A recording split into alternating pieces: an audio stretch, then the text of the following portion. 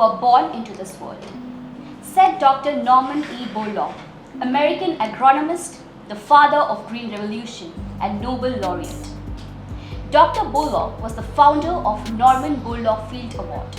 This $10,000 award recognizes exceptional science-based achievement in international agriculture and food production by an individual under the age of 40. The 2023 Norman Borlaug Field Award winner is Dr. Swati Nayak, the third Indian and first ODA to receive this prestigious award. On behalf of Uday India Digital, I Vishwarupa Dutt am extremely joyful to welcome the exceptional and talented scientist, Dr. Swati Nayak. So, can you tell me a bit about your journey and how you became interested in agricultural research, especially in rice? Thank you, Uday India, for inviting me. See, this journey started 13 years ago when I passed out from my college called Institute of Rural Management Anand, and I joined a integrated tribal development agency in the district of Srikakulam in Andhra Pradesh to work with tribal community and to be associated with many rural development programs. So that got me a very close perspective of the challenges what is existing in rural India, especially the hinterlands of India, and how challenging different services and delivery systems, how challenging it is for them to reach out to those, people who are living over there on a day-to-day basis. With that close experience, I then joined, a remarkable, setup that was shaping up at that point of the time, that is our National Rural Livelihood Mission. And under the vision of Dr. Swaminathan and other many experts and very senior bureaucrats then at that point of time, we were trying to shape up a program around women farmers, focusing on women farmers. And that was first time anybody was talking about, having a concrete investment and program for women farmers. So that gave me an exposure to that perspective as well, that how important it is to make them included in the agenda of development which we are making. So these early career days of 3-4 years had inspired me a lot about how the delivery systems or the livelihood approaches are important for rural community as a whole. And then I really wanted to get into a science focused organization with an aim that whatever scientific innovations we are doing in this organization or through the eminent researchers and scientists, how this technology and innovation is finally reaching and being accessible to these farmers. So that was my core ideology, and then I decided to join this esteemed institution called International Rice Research Institution. And as you know that it has played a great role during the time of Green Revolution by making available a lot of high yielding varieties of rice to farmers to ensure the food security. And I got a chance to work with some eminent scientists, breeders in these institutions, developing a lot of climate resilient rice variety, nutrient rich rice varieties. And my work or my job over here is that to help that fraternity to scale or to make these seeds of these varieties available to smallholder farmers, women farmers and the community. So that's a whole, I would say the journey which is connected to each other step by step, and this is how I have been building my career. That's great. So my next question is, as the South India lead for seed system and product management at IRRI, could you elaborate on your responsibilities and the impact of your work on rice farming in the region? Certainly. As I said that when modern farming system, when Green Revolution took shape, high yielding varieties, high yielding rice varieties, and I am not specifying any type of whether it is hybrid or inbred, but high yielding varieties lead to a lot of boost in the food grain production and the productivity gain for the farmers. We also are aware that seed itself, if is of good quality, it can lead a lot to the overall productivity gain for the farmers. And it is a very basic and essential input for the farmers. And if we are unable to even ensure that quality seeds are being available to them, then probably we are not even reaching to the basic needs of the smallholders. And especially in the context that climate change related challenges has become more stronger and deeper, and at the same time nutritional aspects and social inclusion, that becomes also a priority agenda for us. How do I ensure these all innovations in terms of very improved varieties, in terms of varieties having climate resilience or nutritional value, or special traits are being available. So in that process, my role has been that how I work with the ground level stakeholders. When I say ground level stakeholders, it involves institutions, it involves actors, both in the formal seed system, be it our seed farms, companies, bees nigams, but also like our farmer community or the community groups, especially engaged women-led community groups, who are also one of the pillar of seed conservation and seed sharing traditionally through centuries by our culture and custom. So why not we use these potential channels, alternative seed system, as we are increasingly saying about it.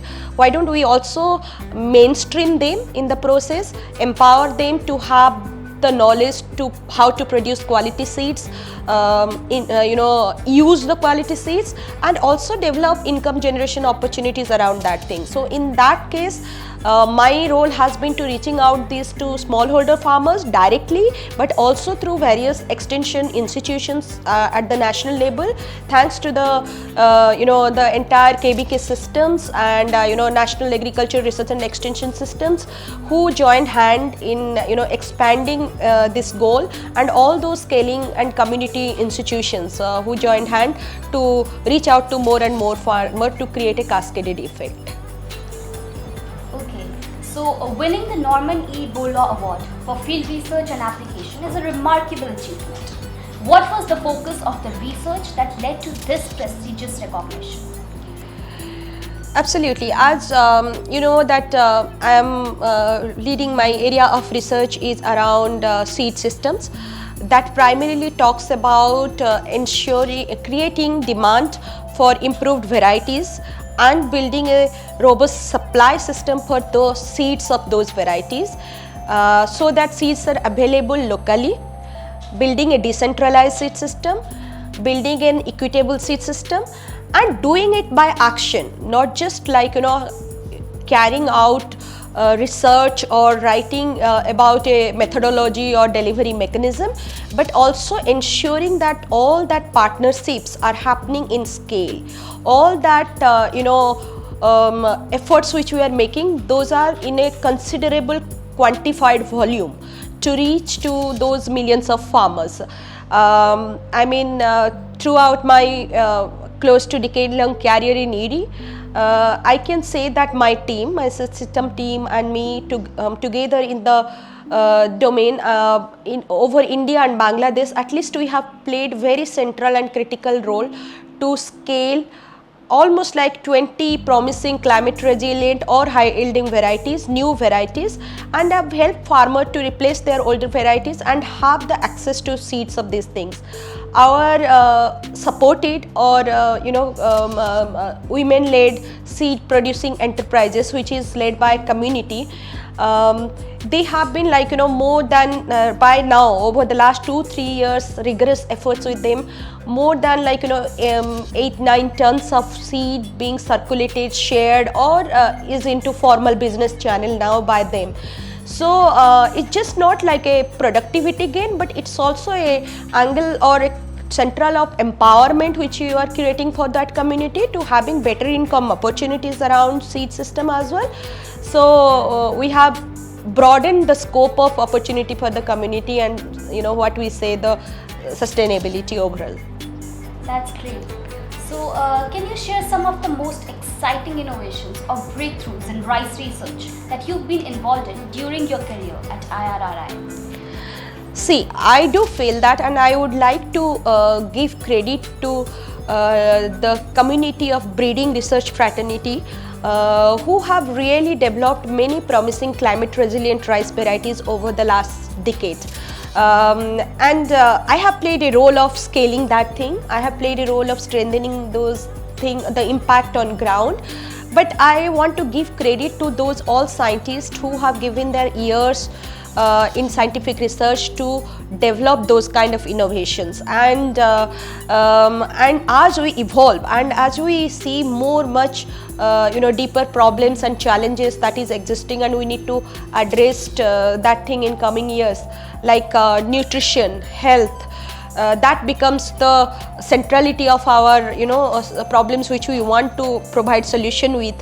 So I do look forward to some of the game changing varieties which will be have nutritional value, be it iron, zinc, protein rich rice varieties, or those kind of varieties which will have health value in terms of low glycemic index varieties, and those new generation varieties which we are looking forward to receive from our breeders or eminent breeder scientists or programs that is happening, and it is arriving. And I think people like us who work in the field, who are on the extension system, who work with the stakeholders, who talk about market development, partnerships, they are very much eagerly awaiting, because we know that this is for a broader social good.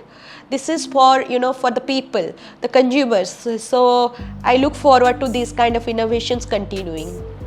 Okay, so how do you envision the future of rice farming, and what role do you believe research and technology will play in addressing the challenges faced by rice producers and global food security?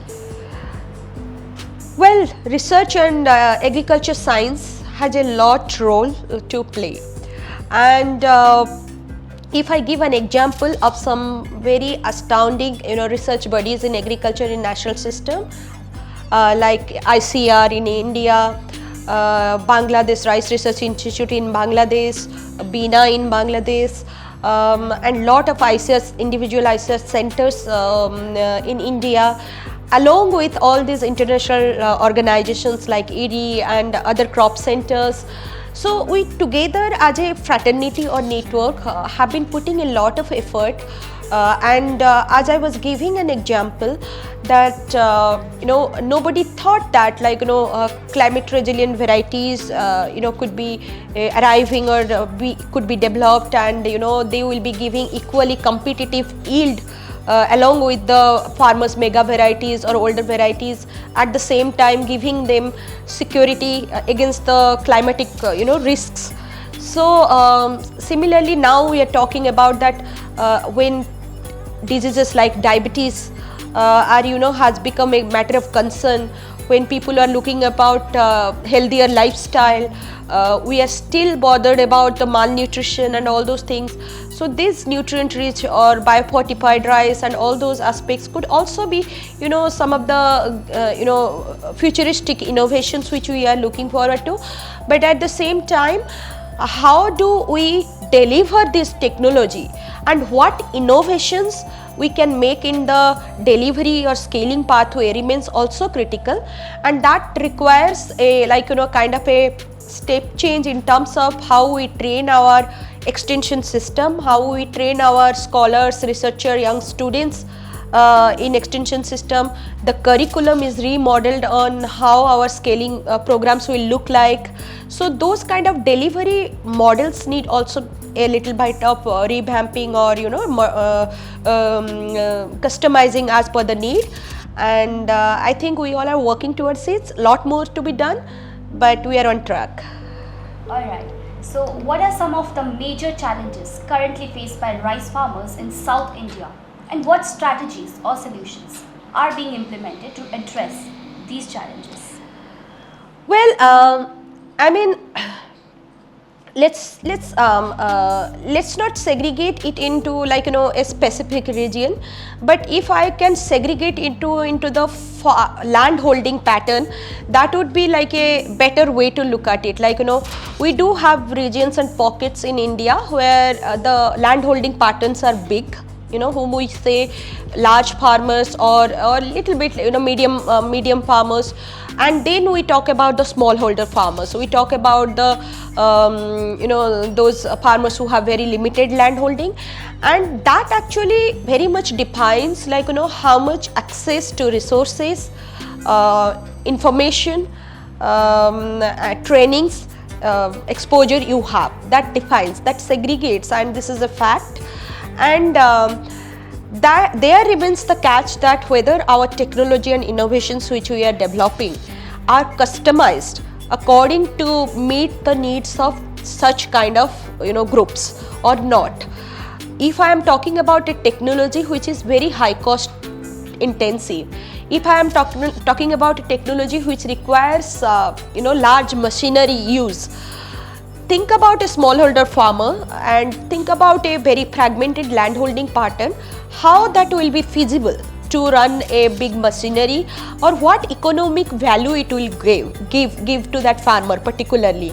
And if not, or if still we want to promote a technology, what kind of alternative channels are there, how service provisioning will happen, or how we want to look at it. So the cost factors of the technology, also the accessibility to the technology, like whether it is seed, whether it is machine, fertilizers and etc., how closely that accessible, whether it is affordable or not to the farmer, those factors will define.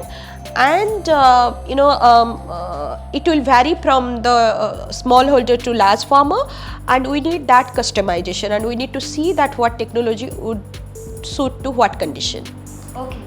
So, could you tell us about any initiatives or programs aimed at engaging and educating local farming communities on best agricultural practices and the latest innovation in rice farming? Certainly.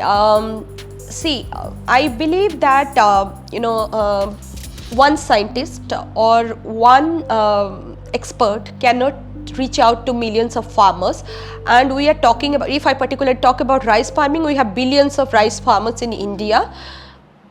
Due to landholding size, fragmented size also, we have large number of small landholding and farmers and the associated household members also dependent on that.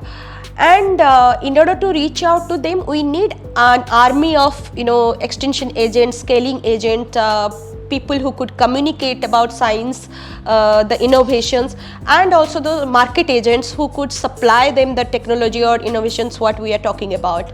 So in that perspective, one of the way that has been come out really useful, and there are a lot of best practice or models are available, is that how we do collectivized interventions, like in terms of, even if we talk about provisioning trainings around quality seed production, or we want to have a seed production enterprise building in locally, because we understand that the formal network like the retailer network and etc., they may not be reaching out to each and every areas, or especially the interior areas. So how can we empower the community? That becomes very crucial. So more than the individual approach, it is very well established that collectivized approach is one of the way to go, because that creates a collective ownership, that also reduces the risk associated with an individual smallholder farmer, and brings in a sense of commonness, or a sense of or through their social networking they could advance it further with each other's help. So in that manner, like if our interventions are targeting those farmer collectives, smallholder farmer collectives, women collectives, and at the same time also capturing rural youth who are highly potential, and providing them some skill based trainings and capacity building, equipping them with like digital tools and mediums to empower them to take better decision or have awareness.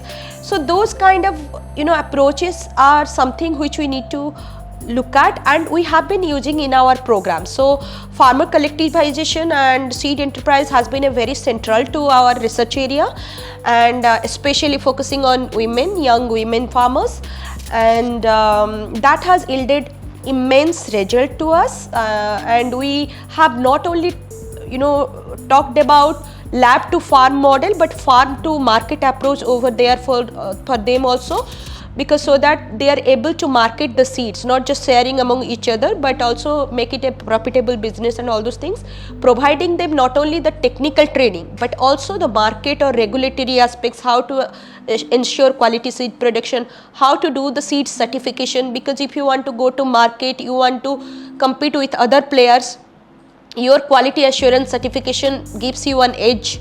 So how do we link them to those actors and etc. So those are some of the examples of a comprehensive packaging which we are doing while intervening with community, and that has yielded a lot. So climate change poses a significant threat to agriculture. How is IRRI addressing the challenges related to climate change, and what measures can rice farmers take to adapt to changing environmental conditions? You are absolutely right, and there is no denial that we all have to be ready and also act very proactively towards these things. So there are two aspects, like climate adaptation strategies and climate mitigation strategies. So when I talk about the domain where I work, so far I have worked very closely, like the climate resilient varieties which I spoke, like the flood tolerant varieties, the drought tolerant varieties, or multi-stress tolerant varieties, which can actually survive under submergence, under droughts or water stress conditions, or multiple stress happening together also. So those kind of varieties build an adaptation mechanism with the community. Okay, so if something happening, if some situation is there, like flooding is there, drought is there, they are equipped well to cope with that, and their vulnerability is getting reduced because they are able to be assured with some minimal yield or some optimal yield even compared to the existing varieties, which probably they will be losing completely to stress, climatic stress. But at the same time there are also mitigation measures where we are talking about now we are talking about carbon trading, we are talking about how we reduce methane emission, we reduce water usage and all those things. Then we are talking about methods like direct seeding of rice. So in that perspective, when from transplanting, which uses a lot of water, standing water is required, and we want to reduce usage of water and methane emission, then direct seeded rice is being seen as one of the potential innovation which we can scale. But there are not much varieties which has been bred for that kind of establishment methods. So now our scientists are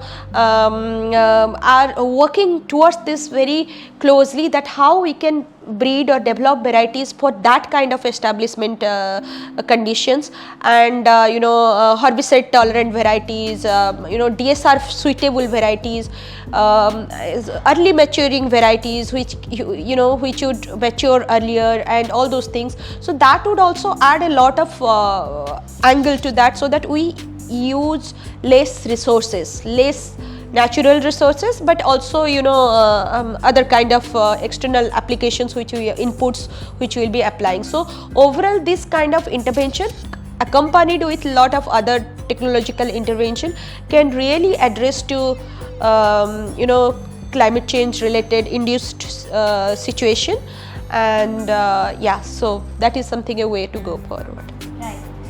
You started working as the only woman administrator at Integrated Tribal Development Agency in the remote forests of Andhra Pradesh. Can you please tell us about the challenges and difficulties you faced throughout your journey when gender was becoming a barrier, and let us know how you overcame that barrier to reach such great heights? Absolutely. I clearly remember that my first job was with Integrated Tribal Development Agency under the Tribal Welfare Department in Government of Andhra Pradesh. and I was among the cohort of a group of students who from my college were joining that thing, and the only women who served actually in the position was me, and for almost like 1.5 years I was there. And in the Srikakulam district, in the Sitampeta ITDA, I was posted, and that was my first hand experience to reside in a deep forest tribal belt, and alone away from my family. So for a long time, I committed for that.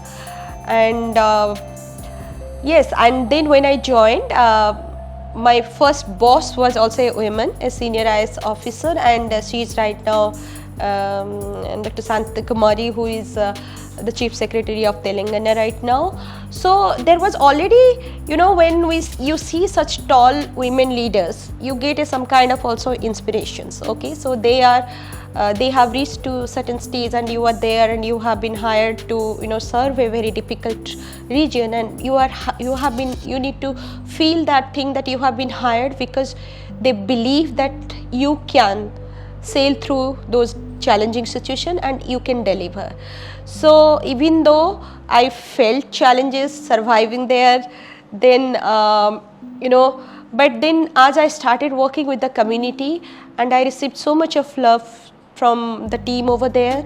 I started speaking fluent Telugu, I remember at that point of time, and then I became part of that region, that community, and I spent a lot of time with them, being that made me a more sensible person, more person who is inclusive of challenges what people face in reality, and how to also realize that how privileged we are to not be in their shoe.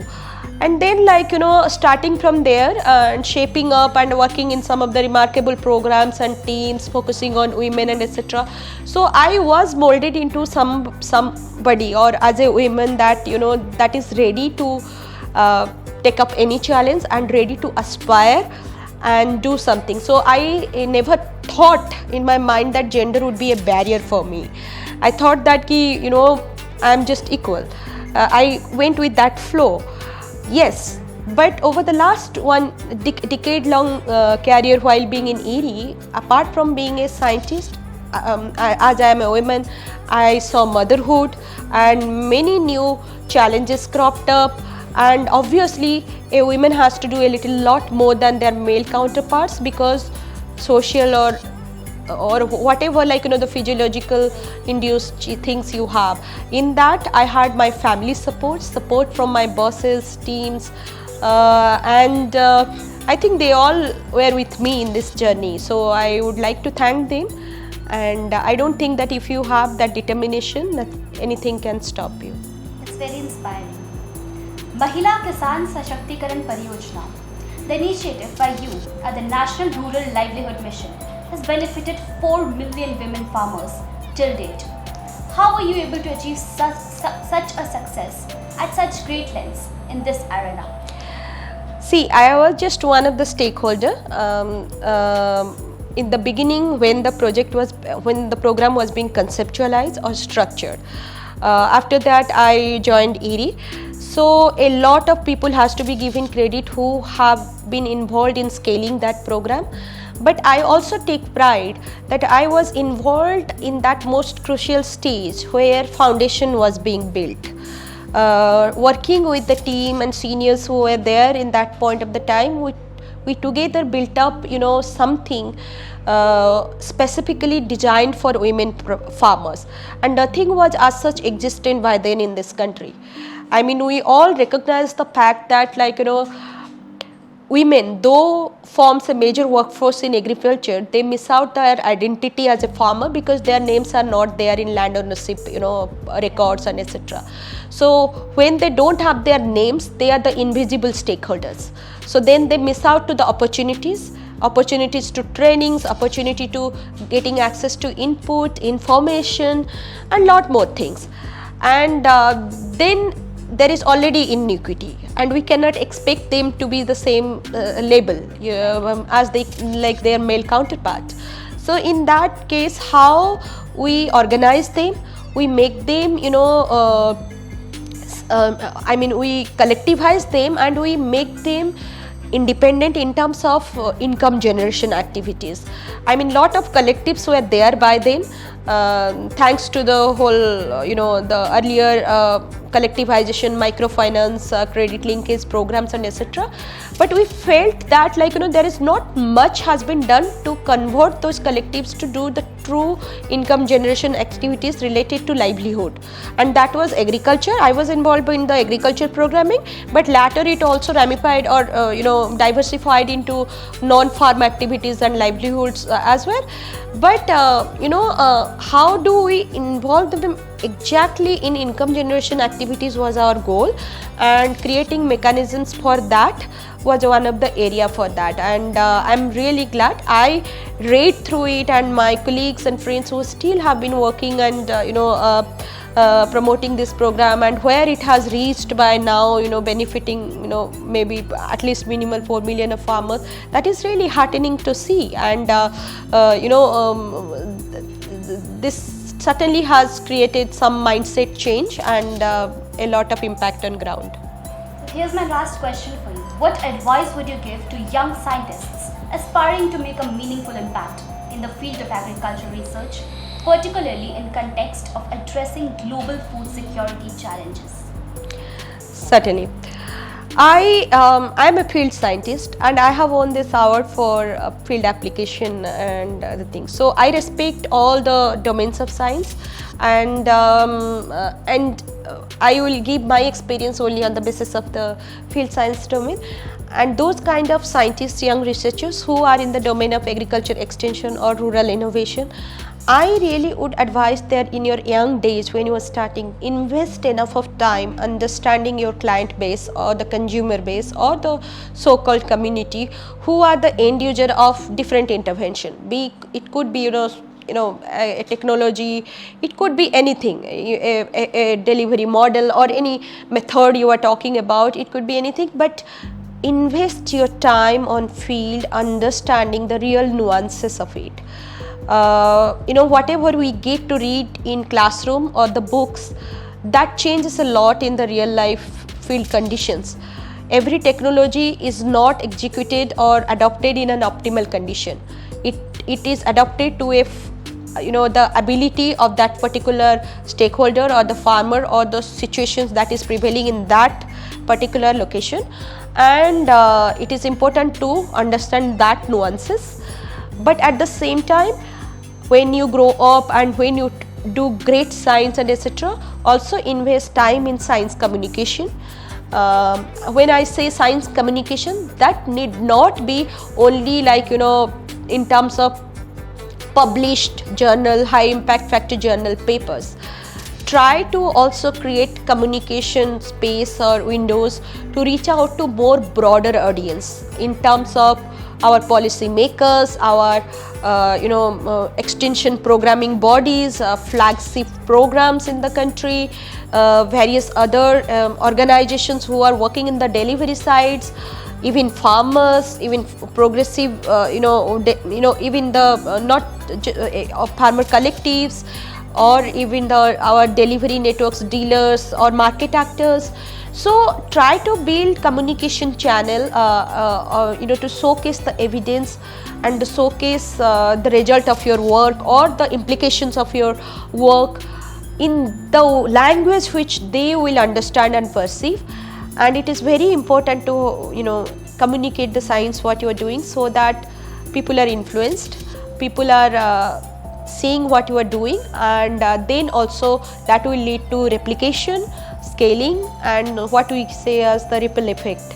So these are few advice which I'll give to our young scientists. As we know that you are from Odisha, so as an Odia, what are your experiences of working in the field, and what are your emotions related to that? How everyone reacted, how people of Odisha are really proud of you and are blissful at this news. So what are your emotions related to that? Yes, I am from Odisha. I am a proud Odia. I am very much rooted to my culture, and I take pride in that. I have been fortunate to work directly with a lot of Odisha farmers, to be honest. So when I started my career in ERI, my first posting was in Odisha, so nothing could have been like great opportunity. So I worked in many districts, including some very amazing experience in Mayurbhanj with the community groups. Those didis, are very close to heart,